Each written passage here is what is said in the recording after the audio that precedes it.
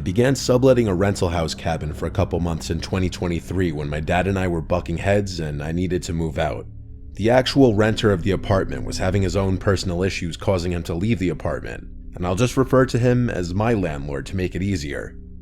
The cabin was an entire unit rental, and it was paid month to month, which was ideal for my temporarily shitty situation. It was 2 floors technically, a small kitchen, decent-sized living space, and 1 bedroom that you had to climb a little flight of stairs to get to, and there was a quirky hatch-type door that you'd have to open to get to the upstairs bedroom.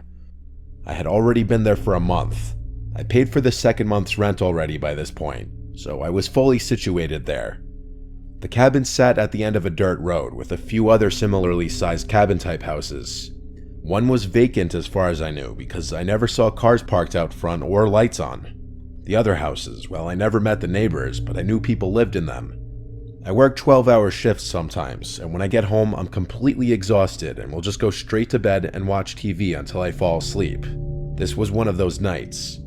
I got home, made a peanut butter and jelly sandwich and a protein shake as my late-night dinner, then went to bed. I always shut the door on the floor every night. I find myself to be uncomfortable at night, having the entrance to your bedroom opened. Something about it makes me feel exposed or vulnerable, though this door on the floor didn't have a lock. This cabin was made for 1 person or a couple. I was watching TV in bed when I heard it. A voice from down below, saying, "Who's up there?" I instantly felt my heart stop for a second as I shot up to an upright position. It sounded like it came from inside the house, but it also could have maybe come from outside. I grabbed the TV remote to turn off the TV. I crawled over to look at the circular window above the bed. I didn't see anyone out there, but it was also very dark. I said, "Who's there?" And the deafening silence that followed afterwards led me to getting off the bed and putting my hand on the handle to the door. I lifted the door and looked down the staircase. I actually said my dad's name, thinking maybe he came over. When there was no response, I walked downstairs. I was extremely scared. I flicked on the first light switch I passed. The living room lit up. As I expected in the back of my head, there wasn't anyone down there. I was still chalking this up to someone from outside. I turned on the front outside light and looked out the windows, and there wasn't anyone in front. By this point, I was really confused. I turned off the living room light and climbed the stairs back to my bedroom, shutting the door on the floor. I was pretty awake now, so I turned the TV back on, and not even 5 minutes later, I heard pounds on the bedroom door from below. They sounded angry or like they were supposed to scare me.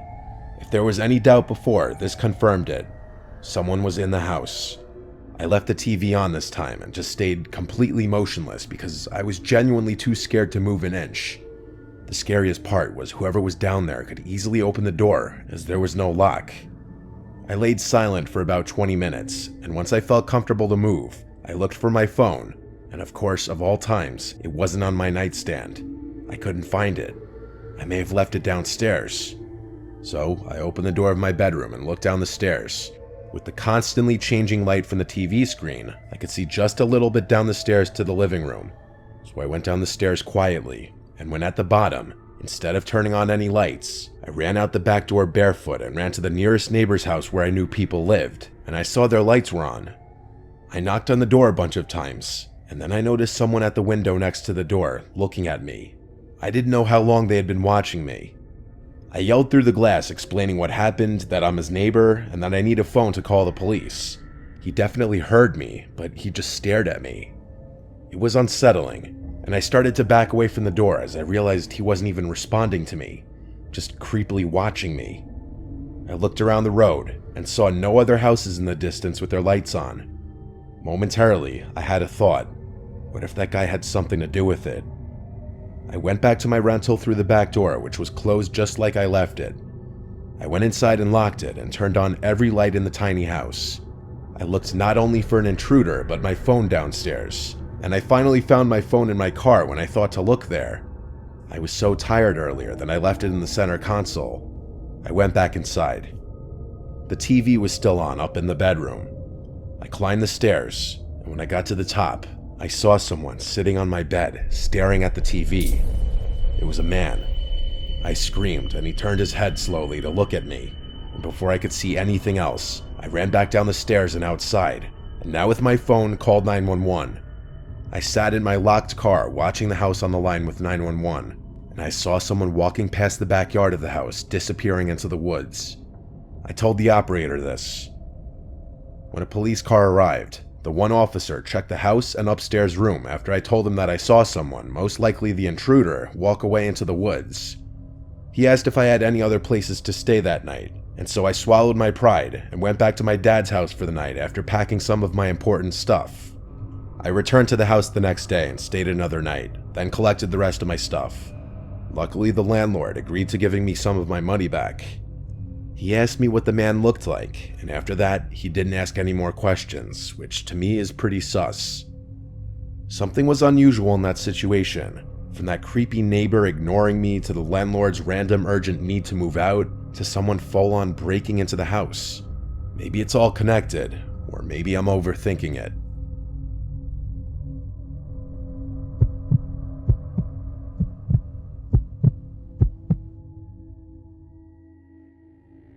It was a Tuesday night around 11 p.m. in 2013, and I was walking down a dimly lit street at night on my way home from work. My car had been in the shop, so I'd been forced to walk 3 miles home every day. The walk was barely an hour, so I was home before midnight. I live in a small town in southern Indiana, so after 10 there's rarely any cars on the road.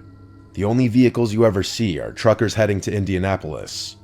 I was about a mile into the walk when I turned on a dirt road.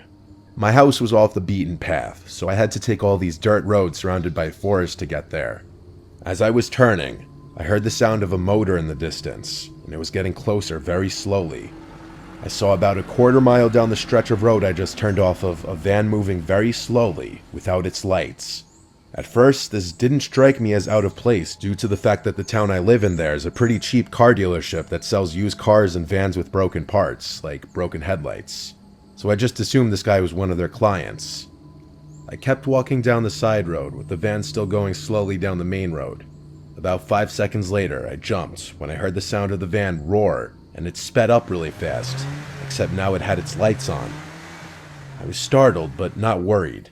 This was until the van got closer to the turn for the side road. About 500 feet away from the turn, the van turned off its lights again and slowed down. Now I was officially creeped out. I didn't want to seem startled, so I just walked faster down the road. I kept turning back constantly to see if I was being followed. Then my suspicions became reality as I saw the van turn onto the dirt road. I was only about 500 feet from the van, so I started to walk a lot faster. I didn't want to look back, but I did just to be safe, and what I saw frightened every bone in my body. I saw the van there, stopped with both the passenger and driver's doors open. At this point, I ran for my life down the dirt road. I heard what I'm positive was a gunshot not far away, and I really thought this was how I was going to die. I made a quick turn into one of the surrounding forests and hid behind a big rock. I heard what sounded like a middle-aged man not far away say, "I think she went into the woods." And then, to my horror, what sounded like 3 young girls, with one of them responding, "Okay sir, I'll see if we can find her." Now I wasn't fearing for my life. I was worrying I was going to be forced into whatever sick group this was. I was covering my mouth, trying not to make any sound, when I heard the man say, "Whoever finds her doesn't have to drink the blood tonight." A million thoughts ran through my head. Is this some sort of satanic cult? Are these girls kidnapped? Will I become one of them? I spent what felt like an eternity sitting behind a rock being scared of any sound that I could hear. Then, to my relief, I heard cop sirens nearby. I stayed there just to be safe. When I felt the courage to look from behind the rock, I saw red and blue lights right outside the forest. I ran out screaming for help, and the cops came to me and said, "Ma'am, do you know about this body?" I was confused and said, "What body?" Then I saw in front of the cop car the most gruesome thing I will ever see.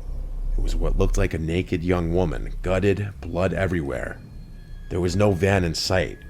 I then explained everything to the cops. The car, the man, the girls who had to drink the blood. The cops said they'd look into it and were nice enough to drive me home.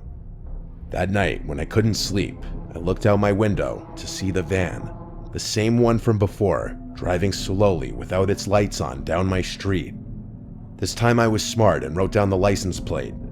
I called the cops immediately and told them what I saw and gave the license plate number. As expected, when the cops came, the van was long gone, but what they told me is what will horrify me to this day. The cops said we checked the license plate number. It's a plate registered in South Dakota. But the thing is, we checked with other precincts around the country, and they've gotten reports tonight that there was also a suspicious van with that license plate. One in Vermont, one in Nevada, one in Alaska, and one in Texas.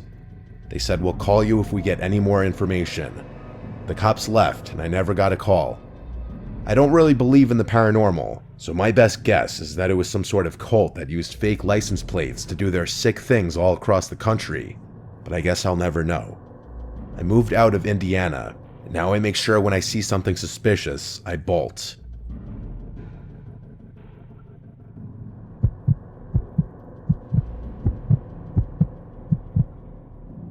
My wife and I live in a normal suburb. We have normal jobs, normal lives, next to normal neighbors. We live the, I guess you'd say, standard American lifestyle that most of us are taught by our parents to achieve. Me sitting down to write this story is already saying something because I'm not a writer. The last time I typed something out this long was the last paper I wrote in college. But something happened not that long ago that no one can explain, and it still scares us to this day. My wife Gianna and I had a normal day, and after work, we decided to go out to eat for a change, and we got back around 9. We don't stay up very late on work nights, so by 9:30 we were brushing our teeth getting ready for bed. By 10 o'clock, we were in bed, and we usually shut the lights off at 11. We either read our books or watch our show. Tonight, we were watching our show. Then the phone rang. Gianna told me not to answer it. Anyone calling at this hour can't be good news. I agreed with her, but for that reason, I said I should pick it up in case it's an emergency. So I reached over for the phone next to the bed to pick it up, but it stopped ringing before I could actually lift the receiver. That old landline was trash. The second a call stopped, the caller ID would disappear, and there wasn't a way to check the call history. Oh well, wrong number.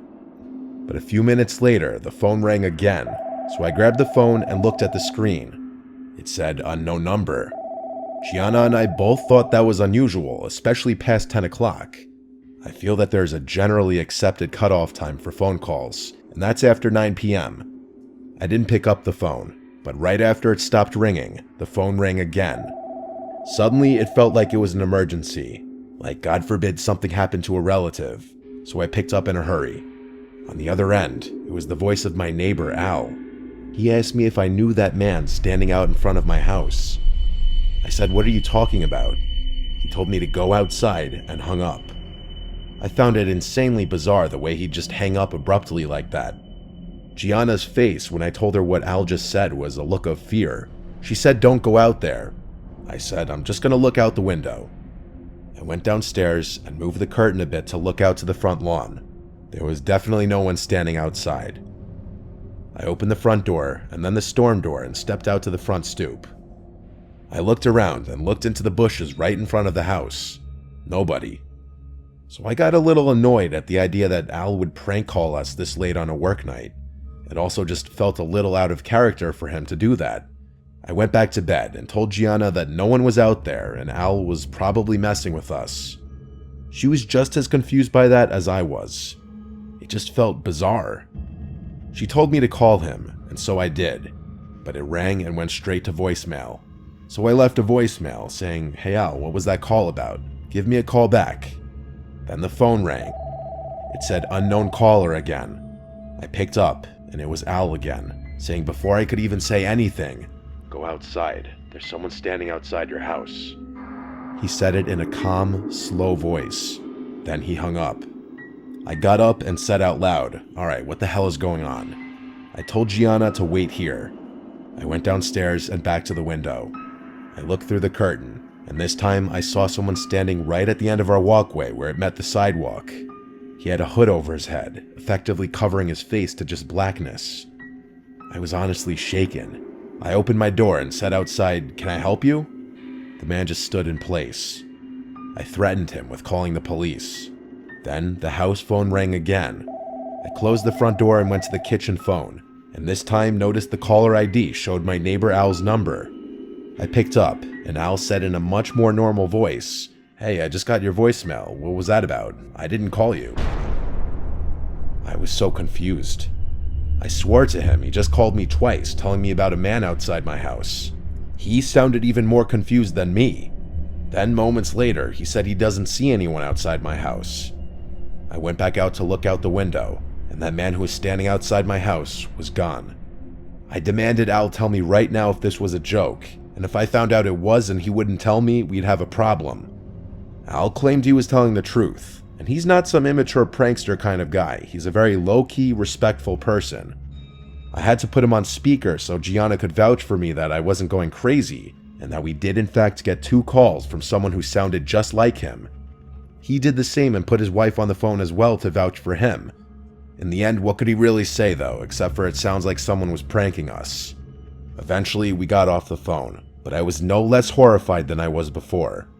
I had to go back downstairs one more time to hang up the downstairs phone, and so I looked outside one more time,